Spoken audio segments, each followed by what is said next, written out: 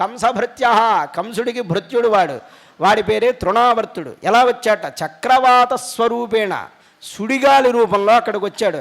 జహారాసీన మర్భకం, జహార అంటే ఎత్తుకుపోయేట ఎవరిని? కృష్ణుణ్ణి. పూతన కూడా అదే గదే చేయబోయింది. చివరికి దానికే గతి పెట్టిందో వీడికి అదే గతి, ఎత్తుకుపోయాడు. ఇలాగా గోకులం సర్వమావృణ్వన్నే ముష్ణముశ్చక్షూంషి రేణుభి ఈరజన్ సుమహాఘోర శబ్దేన ప్రతిశోదిశ. వాడు భయం గొల్పే విధంగా దుమ్ముకణాలతో ఆ గోకులం మొత్తాన్ని కప్పేశాడు. అప్పుడు ఎవ్వరికీ ఏమీ కనిపించడం లేదు. ఆ గాలి యొక్క శబ్దం చేత దిక్కులు విదిక్కులు అన్నీ ప్రతిధ్వనిస్తూ ఉన్నాయి. అలాంటి పరిస్థితి ఉన్నది. ముహూర్తమభవద్గోష్టం. అలా ఎంతకాలం ఉన్నది అంటే సుమారు గంట సేపు. ముహూర్తం అంటే 48 నిమిషాల కాలం అనుకోండి. సుమారుగా గంట సేపు ఆ ధూళి చేత మొత్తం కప్పివేయబడింది. సుతం యశోదానా పశ్యతే తస్మిన్ యస్తవతీడుత. ఎక్కడ పెట్టిందో యశోద అక్కడ కృష్ణ పరమాత్ముడు కనబడడం లేదు. ఇది చూడగానే చాలా బాధపడిపోయిందట. లేగదూడ మరణించిన ఆవులాగా ఆక్రోశించడం మొదలుపెట్టింది యశోద. అయ్యో, నా శిశువు ఎక్కడికి వెళ్ళిపోయాడో కదా, ఈ సుడిగాలిలో నా పుత్రుడి యొక్క జాడ ఎక్కడా కనబడడం లేదని మూలం నరికినటువంటి చెట్టులాగా కూలిపోయి ఏడుస్తూ ఉన్నది. ఆ తర్వాత మెల్లగా గాలి దుమ్ము తగ్గి వేగం శాంతించింది. అప్పుడు నందుడి ఇంట్లో ఏడుపుని విన్నారట చుట్టూ ఉన్నవాళ్ళు. అయ్యో, కృష్ణుడు ఎక్కడికి వెళ్ళిపోయాడో, నా బిడ్డ కనబడడం లేదని ఏడుస్తుంది. అప్పుడు చుట్టూ ఉన్నవాళ్ళు కూడా కృష్ణుడి కోసం పరితాపం చెందారు.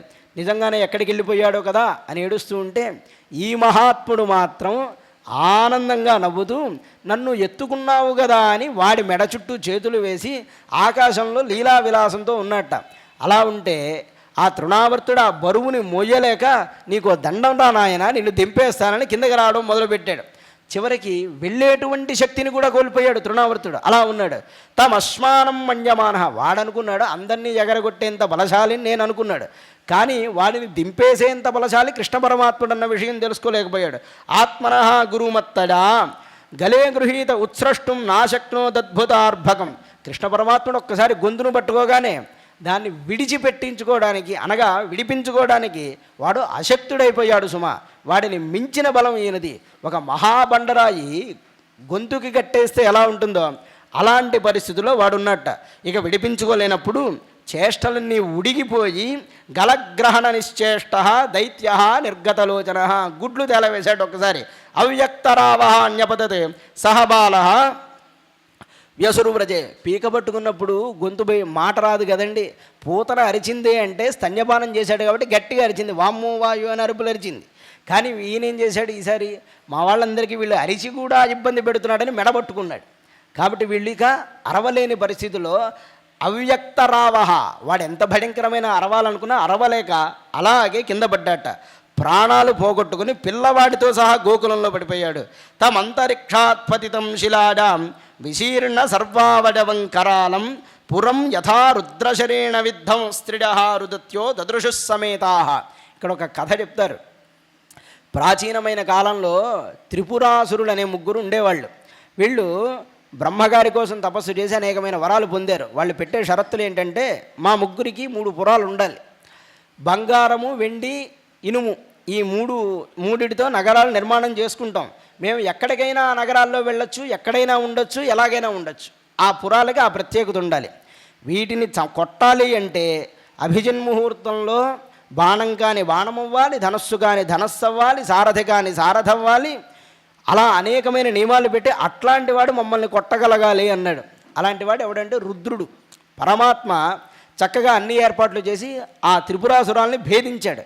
అలా భేదించినప్పుడు త్రిపురాసురాలు ఒక్కసారి పగలగానే ఆ త్రిపురాల్లో ఉన్నటువంటి స్త్రీ బాలులతో సహా అందరూ ఒక్కొక్క చోట పడిపోయారట.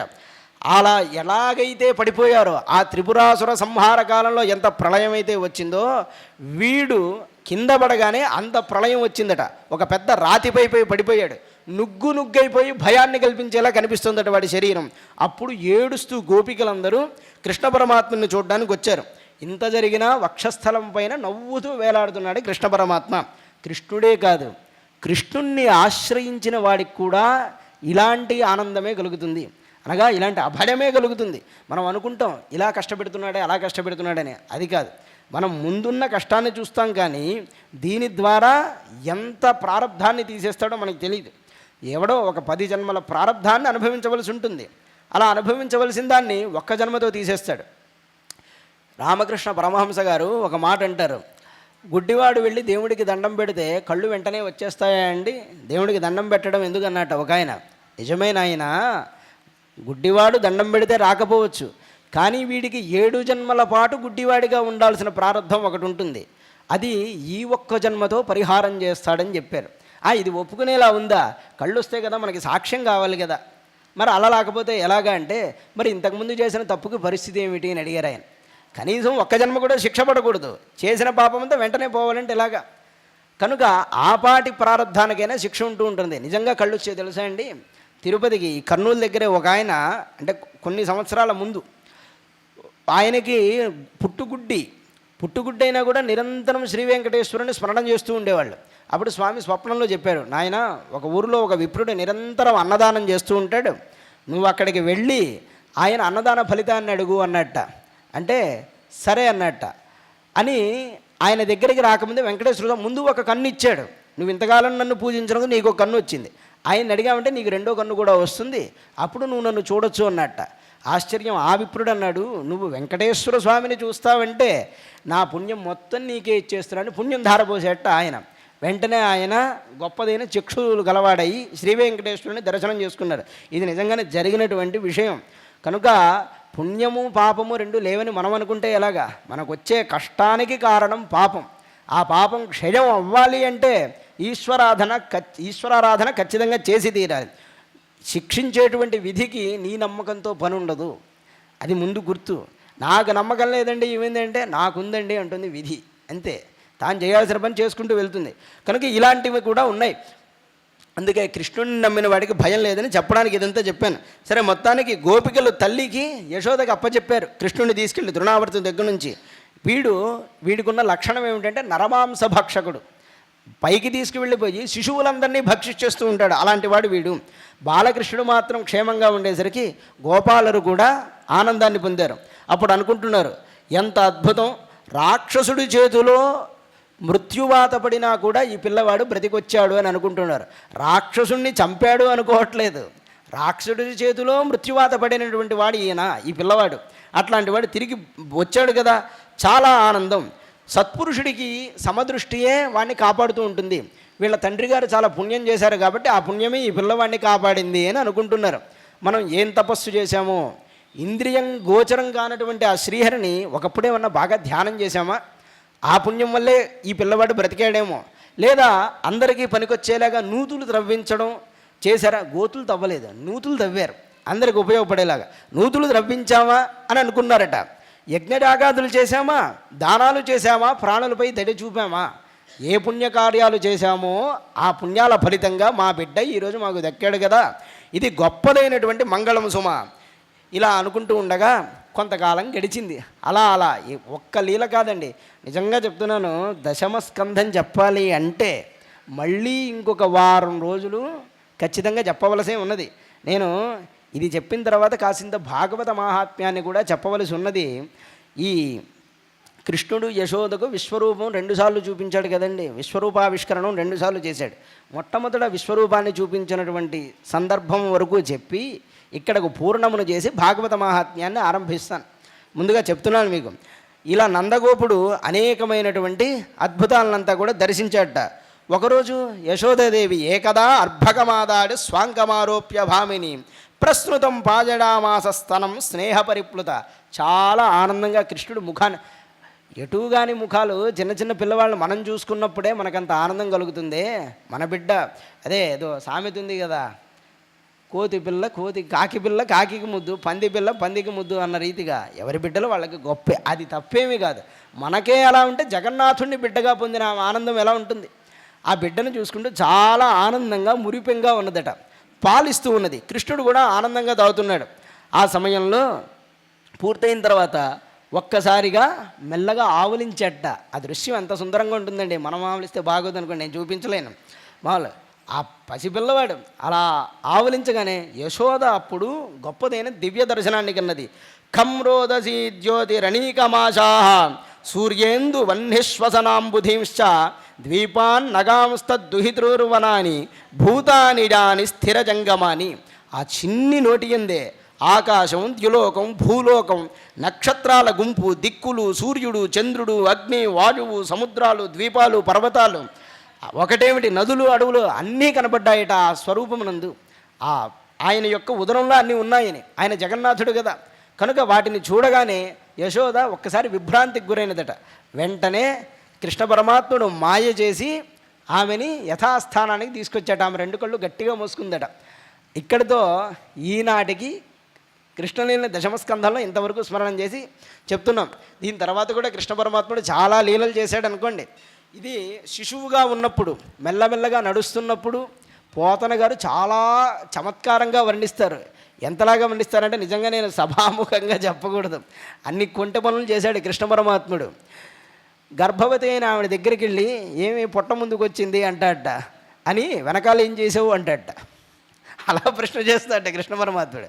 ఒకరోజు వాళ్ళ అమ్మగారు ఏదో పనులు చేసుకుంటూ ఉంటే పాలివ్వు అన్నట్ట. పాలు అనగానే కాసింత స్తన్యం ఇస్తుంది. హఠాత్తుగా పొయ్యి మీద పాలు పొంగుతూ ఉంటే కృష్ణుడిని కింద పెట్టి ఆమె పాలు దింపడానికి వెళ్ళింది. ఈలోపే నాకు స్తన్యపాన భంగం చేస్తావని ఆమె కష్టపడి తెచ్చినటువంటి వెన్న, పెరుగు, పాలను కుండాలన్నింటి బద్దలు కొట్టేసేట. బద్దలు కొట్టి మెల్లగా జారుకుని రోటిలో అంతకుముందే దాచుకున్న వెన్నని తీసి కోతికి తినిపించడం మొదలుపెట్టాట.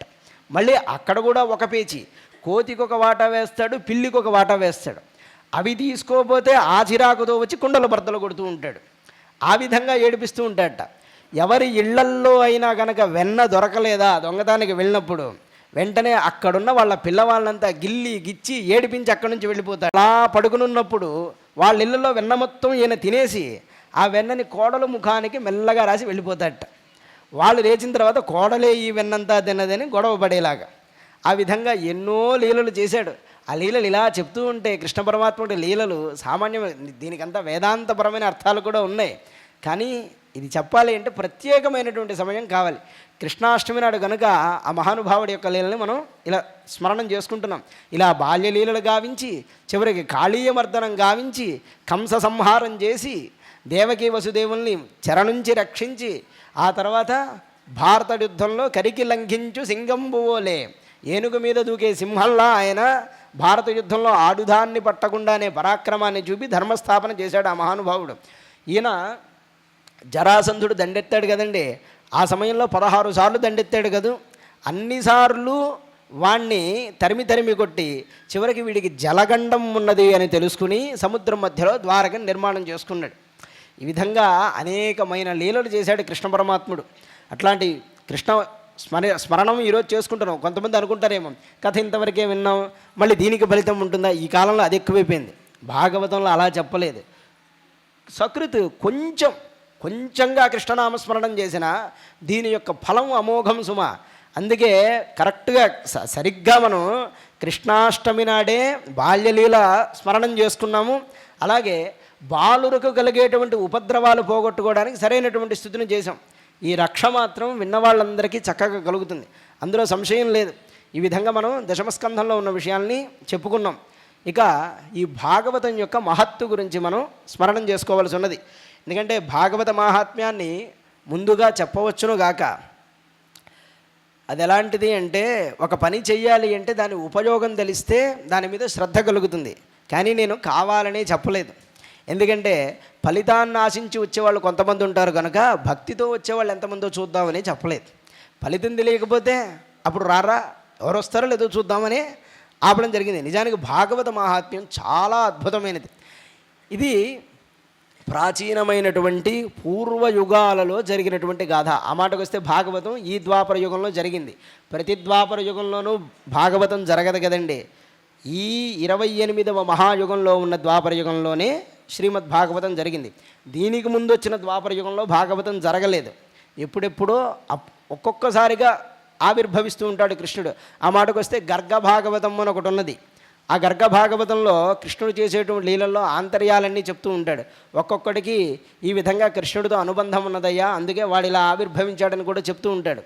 ఈ కృష్ణనామ స్మరణం వల్ల, కృష్ణ కథ వినడం వల్ల, శ్రవణం వల్ల, కృష్ణుణ్ణే తలంచుకోవడం వల్ల జీవుడు ఎలాంటి సద్గతిని పొందుతాడు, ఎంతటి దుర్మార్గుడైనా కూడా వాడు ఎలాంటి గొప్ప స్థితికి చేరుకుంటాడో చెప్పేటువంటి కథ పద్మపురాణంలో ఉన్నది. నామదేవుడు అనబడేటువంటి ఒక ఆయన ఉన్నాడు. ఆయన గొప్ప భక్తుడు, అలాగే శ్రౌత స్మార్తేషు నిష్ణాత అన్నాడు. వేదమంతా చదువుకున్నవాడు, స్మార్తకర్మలు తెలిసినవాడు, శకునాదులు తెలిసినవాడు, ఆయన గొప్పవాడు. ఆయన కర్ణాటక వైపే ఆయన యొక్క ఊరని కూడా మనకు ఉన్నది, ఆ ప్రాంతం అని చెప్పారు అటువైపు వాళ్ళు. ఆయన దాదాపు 40 సంవత్సరాలు గడిచినప్పటికీ కూడా సంతానాన్ని పొందలేకపోయాడు. అలాంటి పరిస్థితి ఉన్నప్పుడు ఊరి బయట ఒకానొక చెరువు దగ్గరికి వెళ్ళి తపస్సు చేస్తూ చాలా దుఃఖాన్ని పొందాడు. తపస్సు అంటే ప్రత్యేకించి తపస్సు కాదు, ఏదో ప్రార్థన చేసుకుంటూ అలా ఉన్నాడు.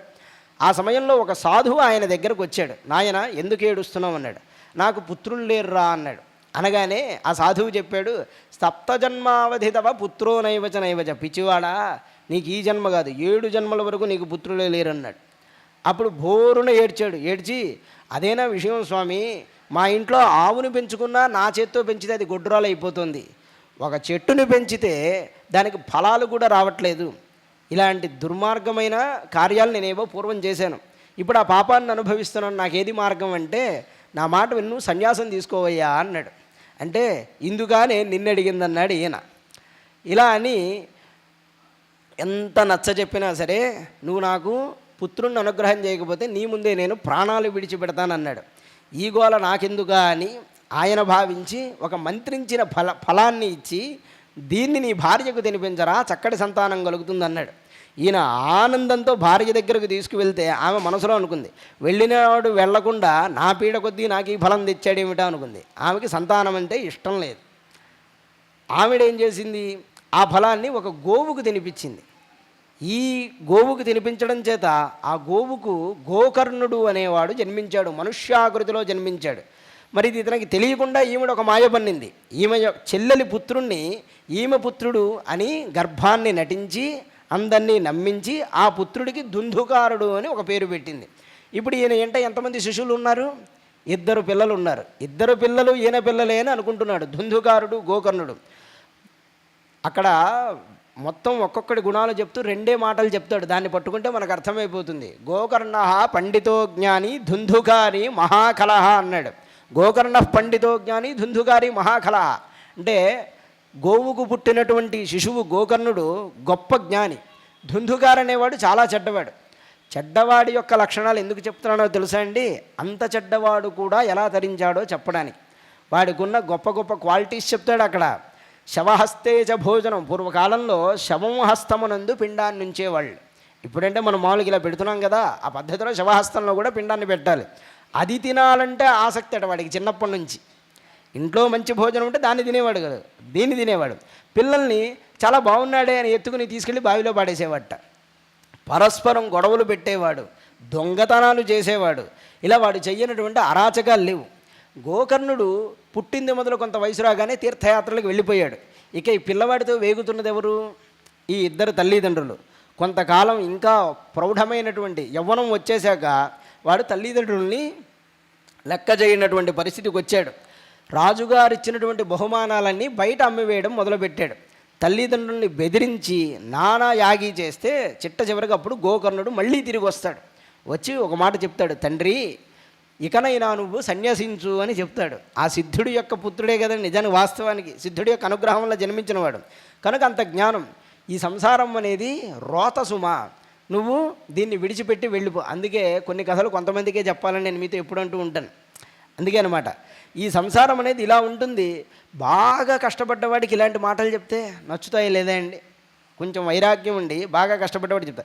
చుట్టూ సుఖభోగాలు ఉన్నవాడి దగ్గరికి వెళ్ళి ఈ సంసారం రోత అంటే ఎలా ఉంటుంది, నువ్వే పెద్ద రోతరా నాయన అంటాడు చెప్పినవాడిని. అలాగే ఉంటుంది, ఏదైనా స్వానుభవంలో తెలుసుకోవాలి. అలాంటి యోగం ఆయనకి కష్టాల చేత అబ్బింది. వెంటనే ఆయన నిజమే, నా పుత్రుడు చెప్పినటువంటి మాట వాస్తవమే అని సన్యసించి 10వ స్కంధం బ్రతికున్నన్ని రోజులు పారాయణ చేసుకుంటూ తరించాడు ఆ మహానుభావుడు. ఇక ఈయన ఈ తల్లి ముఖం మీద నిప్పులను చూపిస్తూ బెదిరించాడు. ఈమె కదా భర్తని మోసం చేసింది ఒకానొకప్పుడు. ఈ మాయావి అయిన పుత్రుడు ఈమెని వంచిస్తూ ఉంటే ఎవరికీ చెప్పుకోలేక చివరికి బావిలో దూకి ఆత్మహత్య చేసుకుంది తనకు తానే. ఇక వీడు ఉన్న ఆస్తి అంతా నాదే అని జల్సాలు చేయడం మొదలుపెట్టాడు. చివరిగా 5 మంది కులటలను తీసుకువచ్చిన వాడై భోగిస్తూ ఆనందంగా గడుపుతూ ఉన్నాడు. ఒకానొక నాడు ఈ చుట్టూ చేరినటువంటి వారాంగనలు ఉన్నారే, వీళ్ళు అనుకున్నారట, వీడి వల్ల ఏ రోజైనా మనకు ప్రమాదం సుమా, వీడు ఈరోజు మనల్ని చాలా బాగా చూసుకుంటున్నాడు నిజమే, కానీ వీడు మనల్ని పోషించడం కోసం రాజుగారి కోశాగారంలో కూడా దొంగతనం చేశాడు. ఏ రోజైనా వీడిని పట్టుకుంటే వీడితో పాటు మనల్ని శిక్ష చేస్తారు, కాబట్టి మనం వీడిని ఈరోజే వధ చేసేద్దాం అనుకున్నారు. వాడు చక్కగా నిద్రపోతున్నప్పుడు కాళ్ళు చేతులు అన్నీ కట్టివేసి దిండు గట్టిగా అదిమారట. అయినా కూడా వాడు మరణించలేదు, వాడి ప్రాణం గట్టిది. అప్పుడు మండేటువంటి నిప్పులను తీసుకొచ్చి వాడి ముఖం మీద వేసి గట్టిగా అదిమారట. అప్పుడు విలవిలా కొట్టుకుంటూ ప్రాణం పోగొట్టుకున్నాడు. అంత దారుణంగా ప్రాణం పోగొట్టుకున్నాడు ఏమవుతాడండి? ఎన్ని సినిమాలు చూశారు మీరు? పిశాచాలు వద్దరు, అంతే కదండి. పిశాచమై అటు అటు తిరుగుతున్నాడు. కొంతకాలానికి గోకర్ణుడు ఆ ఇంటికి వచ్చాడు. రాగానే ఆయన అలా నిద్రించగానే అనేకమైన రూపాల్లో ఆ ధుంధుకారుడు కనబడుతున్నాడు. ఒకానొకప్పుడు మేకగా, వృషభంగా, స్త్రీగా, పురుషుడుగా, దేవతలాగా అనేకమైన మాయలతో కనబడుతున్నాడు. వీడెవడో బాధాతప్తుడైన జీవుడు కదా అని ఆయన జలాన్ని మంత్రించి ఆ పిశాచాన్ని ఒక చోట కూర్చోబెట్టాడు. అలా కూర్చోబెట్టగానే తమ్ముడు అని శబ్దం వినపడింది.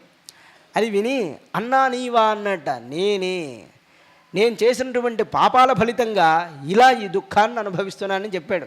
గోకర్ణుడు అంటాడు, నువ్వు మరణించావని అందరి వల్ల విని నేను నీకు కనీసం 100 సార్లు గయలో శ్రాద్ధం చేశాను.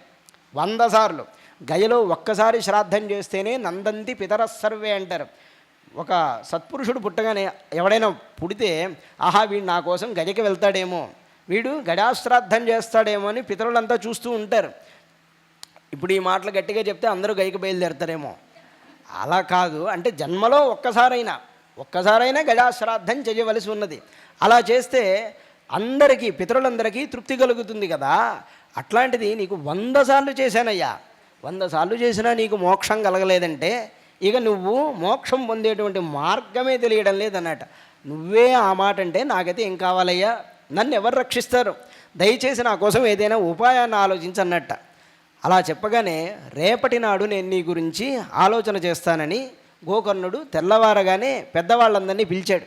పిలిచి పరిహారం అడుగుతున్నాడు. అయ్యా ఇలా నాకు పిశాచం సాక్షాత్కరించింది, నా భాగ్యం కొద్దీ దీనికి మోక్షాన్ని ఇవ్వాలి, నేనేం చేయాలో చెప్పండి అనగానే ఎవరికి వాళ్ళు దొంగతనంగా జారుకుంటున్నారు. ఎందుకంటే దానికి పరిష్కారాన్ని చెప్పలేము అంటే పరువు పోతుందేమో అని అక్కడి నుంచి వెళ్ళిపోతున్నారు. చూశాడు గోకర్ణుడు, ఓహో ఇది వీళ్ళ వల్ల అయ్యేటువంటి పరిస్థితి కాదనుకున్నాడు. అనుకుని తన తపశ్శక్తితో ఒక్కసారి సూర్య భగవానుణ్ణి స్తంభింపజేశాడు ఆ మహానుభావుడు. సూర్యుని అలా స్తంభింపజేసి, ఓ మహానుభావా వేదస్వరూప, దయచేసి నువ్వైనా నా అన్నకి మోక్షం ఇచ్చేటువంటి ఉపాయాన్ని చెప్పన్నట్ట.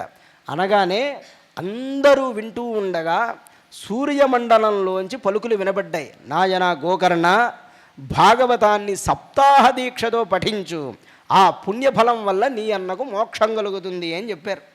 ఎట్లాంటి వాడు ఎంత దుర్మార్గుడు. అలాంటి వాడికి కూడా భాగవత సప్తాహం చేత మోక్షం ఇవ్వదలుచుకున్నాడు గోకర్ణుడు. అప్పుడు చక్కగా చేయాల్సినటువంటి కర్మనంతా విధిగా ఆచరించి భాగవత సప్తాహాన్ని ఆచరించారు. ఈ ధుంధుకారుడు పిశాచ రూపంలో ఉన్నాడు కదా, ఒకచోట ఉండలేడు కదా. మంత్రశక్తితో అతన్ని కట్టివేసి ఒక వెదురు కర్రలో అతన్ని ఉంచారు. 7 కణుపులు కలిగినటువంటి వెదురు కర్రలో అలా ఉంచట. ఆశ్చర్యం ఏమిటో కానీ ఒక్కొక్క రోజు అయ్యేసరికి ఒక్కొక్క కణుపు చీలిపోవడం మొదలైంది. ఇలా 7 రోజులు గడచగానే చక్కగా దాని నుంచి ఒక దివ్య పురుషుడు బయటకు వచ్చాడు. తమ్ముడు, నీకు నేనెంతో కృతజ్ఞుణ్ణి, చాలా సంతోషం సుమా, నేను నేర్చుకున్నటువంటి నీతిని ఇప్పుడు నీకు ఉపదేశిస్తానని వాడు నీతి చెప్పడం మొదలుపెట్టాడు. అంతే కదండి, అటున్నవాడు ఇటు వస్తే మళ్ళీ వాడు కూడా మాట్లాడడం మొదలుపెట్టాడు. ఎందుకు చెప్తున్నానో తెలుసా? జ్ఞానిని కాదు, నా వలే ఎవడూ ఉండకూడదు అని. నేను బ్రతికినన్ని రోజులు అధర్మాన్ని అనుష్ఠానం చేశాను, శరీరం గురించి తప్ప ఇక ఎవ్వరి గురించి చింతన చేయలేదు. నా సౌఖ్యమే నాకు ముఖ్యం, దానికి ఎవడైనా అడ్డొచ్చాడంటే వాడిని హతమారుస్తాను, ఇలా బ్రతికాను. ఈరోజు నేను ఎంత కష్టపడుతున్నానో అందరూ చూశారు కదా. అట్లాంటి నాకు నీ వల్ల ముక్తి కలిగింది కనుక అందరికీ ఒక మాట చెప్తాను నాయన, ఈ దేహమే నిత్యం అని భావించవద్దు, మరణం ఏ క్షణంలో వస్తుందో తెలియదు, దీని మీద అభిమానాన్ని విడిచిపెట్టండి. అంత సులభం కాదనుకోండి, అనుభవంతో ఆయన చెప్తున్నాడు. అభిమానాన్ని, దేహాభిమానాన్ని విడిచిపెట్టు. ఎందుకో కూడా కారణం చెప్పాడు. యత్ ప్రాతః సంస్కృతం చాన్నం సాయం తస్య వినశ్యతి అన్నాడు. తినడం చేతనే పెరిగేటువంటి ఈ దేహం ఉన్నదే, ఇది నిత్యంగా అలాగే ఉంటుందని నువ్వు భావన ఎందుకు చేస్తున్నావు? ఇదంత దుర్గంధభూయిష్టమైనది, దీన్ని కాపాడుకోవాలని ఎందుకు ప్రయత్నిస్తున్నావు అని అడుగుతున్నట్ట. అంటే ఈ మాటకు అర్థం స్నానం చేయకుండా శరీరాన్ని కంపు కొట్టేలా పెట్టుకోమని కాదు. ఇప్పుడు ఇది ఎలాగో దుర్గంధమైంది కదా వదిలేయమంది కాదు. అలా వదిలేస్తే నిత్యకర్మలకు యోగ్యత రాదు. ఉద్దేశం అది కాదు. దేహాన్ని చక్కగా ఉంచుకోవాలి, కానీ దీని మీద అభిమానం పనికిరాదు. ఇది సాధనం, ఇది గొప్పదైనటువంటి సాధనం భగవంతుడిని పొందడానికి. ఈ విషయాన్ని తెలుసుకోవాలి అని ఇలా వివిధమైన ఉపదేశాలు చేస్తూ ఉండగానే ఆ ధుంధుకారుడు దివ్యపురుషుడు అయ్యాడు కదా, ఆయన్ని వైకుంఠానికి తీసుకెళ్ళడానికి విష్ణుదూతలందరూ వచ్చారట. రాగానే వాళ్ళు అంటున్నారు, నాయన గోకర్ణ చాలా సంతోషం అని మాట్లాడి ఈ ధుంధుకారుడు కూడా విమానం ఎక్కి వెళ్తూ ఉండగా అప్పుడు గోకర్ణుడు ఒకసారి వాళ్ళని ఆపాడు. మహాదరిద్రుడు మహాపాపాత్ముడైన వీడిని విమానంలో తీసుకెళ్ళడానికి మీరు వచ్చారే, ఇంతమంది ఇంత పుణ్యంగా విన్నామే, ఇంత పుణ్యమైన భక్తితో విన్నాం కదా, మమ్మల్ని తీసుకెళ్ళడానికి ఎందుకు విమానాలు తేలేదు అన్నాడు. అదే కదా మన వాళ్ళు అడిగే లాజిక్కులంతా అలాగే ఉంటుంది కదండి. అంటే వాళ్ళు చెప్పారు, అందరూ వింటారా నాయన, కానీ వినడంలో 3 తెరగల వాళ్ళు ఉంటారు. మనోవాక్కాయాలు కేంద్రీకరించి సతతం వింటూ విన్నదాన్ని మననం చేస్తూ ఉండేటువంటి వాళ్ళు ఉత్తములు, వీళ్ళు ఉత్తమ భక్తులు. ఆ క్షణమునకైనా కాసింత భక్తి చేసి వినేటువంటి వాళ్ళు మధ్యములు, ఏదో సరదాగా వినేటువంటి వాళ్ళు సామాన్యులు సుమ. ఇలాగూ భాగవతం అందరూ వింటున్నా విన్న దాంట్లో ఫలం అనేది వాళ్ళ శ్రద్ధాభేదాన్ని బట్టి కలుగుతూ ఉంటున్నది. నిన్ను తీసుకెళ్ళడానికి మేము రాము, నువ్వు ఇంకొకసారి భాగవత సప్తాహం చేయవలసి ఉన్నది. నిశ్చయంగా నువ్వు భాగవత సప్తాహం ఇంకొకసారి శ్రద్ధగా చెయ్యి. ఇలా చేస్తే నిన్ను తీసుకువెళ్ళడానికి కృష్ణ పరమాత్ముడే స్వయంగా వస్తాడని చెప్పి వాళ్ళు అట్లే వెళ్ళిపోయారు. అప్పుడు గోకర్ణుడు మళ్ళీ తిరిగి సప్తాహాన్ని చాలా శ్రద్ధగా చేసి మననం చేయడం చేత, ఎప్పుడైనా కథలో గొప్పతనం అదేనండి, వింటే ఒక ఫలితం, విన్నదాన్ని మననం చేసుకుంటే శాశ్వతమైనటువంటి ఫలం ఉంటుంది. మనం వినగలుగుతాం అంతే, మననం ఎక్కడే ఉంటుందండి? ఇంటికి వెళ్ళిన తర్వాత ఇంటి విషయాలే మననం చేసుకోవాల్సి వస్తుంది. అలా కాదంటే చాలా ఇబ్బందులు పడాల్సి కూడా వస్తుంది కదా, మన పరిస్థితి అలా ఉంటుంది. కనీసం మన వంతు సాధనగా మనం వినవలసి ఉన్నది. గోకర్ణుడు మళ్ళీ అదే విధానంతో సప్తాహాన్ని ఆచరణ చేయగానే, విష్ణుదూతలు ఏ విధంగా చెప్పారో అలా సప్తాహాన్ని చేయగానే వెంటనే గోలోకం నుంచి కృష్ణుడే స్వయంగా వచ్చి అక్కడున్నటువంటి శునకాదుల్ని కూడా గోలోకానికి తీసుకెళ్ళిపోయాట. ఎందుకంటే నువ్వంత భక్తుడివిరా నాయన, నిన్ను నమ్మి కదా ఇంతమంది సప్తాహం చేశారు, ఆ విధంగా చేయడం చేత అందరికీ నేను మోక్షాన్ని ఇస్తున్నాను అన్నట్ట. నిజానికి అట్లాంటి పుణ్యం మన శ్రీకృష్ణ గారికి కూడా దక్కుతుంది, సంశయం ఏమీ లేదు. చక్కగా సప్తాహంలో చాలా శ్రద్ధగా విన్నారు. నేను ఎంతోమంది కర్తల్ని చూసి మాట్లాడుతున్నాను. పైగా సప్తాహం ఇది డబ్బులున్నాయి కదా అని చేయాలనుకుంటే కుదరదు. నాకు తెలిసిన ఒక కోటీశ్వరుడు ఉన్నాడు, చాలా గొప్ప, నిర్మోహమాటంగా నిర్భయంగా చెప్తున్నాను నేను, పెద్దవాళ్ళే. అయితే ఆయన ఇప్పటికీ 7 సార్లు అనుకున్నాడు భాగవత సప్తాహం చేయాలని, ఒక్కసారి చేయలేకపోయాడు. ఎందుకు అంటే డబ్బున్నంత మాత్రాన కుదరదు, ఉంది వెదజల్లుతానంటే అవ్వదు, భగవంతుడి అనుగ్రహం ఉండాలి. అలా లేనప్పుడు అదే బుద్ధితో చేస్తే తత్తామసముదాహృతం కృష్ణుడు చెప్పాడు. శ్రద్ధ లేకుండా ఏదో పొగరుతో చేసేది తామసమైనది అవుతుందయ్యా అన్నాడు. అలా కాక భక్తితో చేసేది ఉత్తమమైనది అవుతుంది. ఆ విధంగా అలా ఉత్తమంగా మనం ఈనాడు భాగవత సప్తాహాన్ని అసలు 7 రోజులు గడిచిందన్నట్లుగా అనిపించడం లేదు. అప్పుడే అయిపోయా 7 రోజులు అనిపిస్తుంది. అంత చకచకా గడిచిపోయే వేగంగా. చాలా మీరందరూ శ్రద్ధగా విన్నందుకు కృష్ణ పరమాత్ముడి ఆశీస్సులు మీ యందు ఉండుగాక, అలాగే నాడెందు ఆ పరమాత్మ ఆశీస్సుల్ని వర్షించుగాక అని స్వామికి ప్రార్థన చేసుకుంటూ ఈనాటికి మనం ఈ భాగవత శ్రవణాన్ని సాధ్యమైనంతగా పరిపూర్ణం చేసుకుందాం. గోవిందనామస్మరణంతో తదుపరి కార్యక్రమాలు నిర్వర్తించుకుందాం. గోవిందేతి సదా స్నానం, గోవిందేతి సదా జపః, గోవిందేతి సదా ధ్యానం, సదా గోవింద కీర్తనం, గోవింద గోవింద హరే మురారి, గోవింద గోవింద ముకుంద కృష్ణ, గోవింద గోవింద గోవింద గోవింద రథాంగపాణి, గోవింద గోవింద నమామి నిత్యం. శ్రీవేంకటేశాయ నమః, శ్రీవేంకటేశాయ నమః, శ్రీవేంకటేశాయ నమః. Thanks for watching.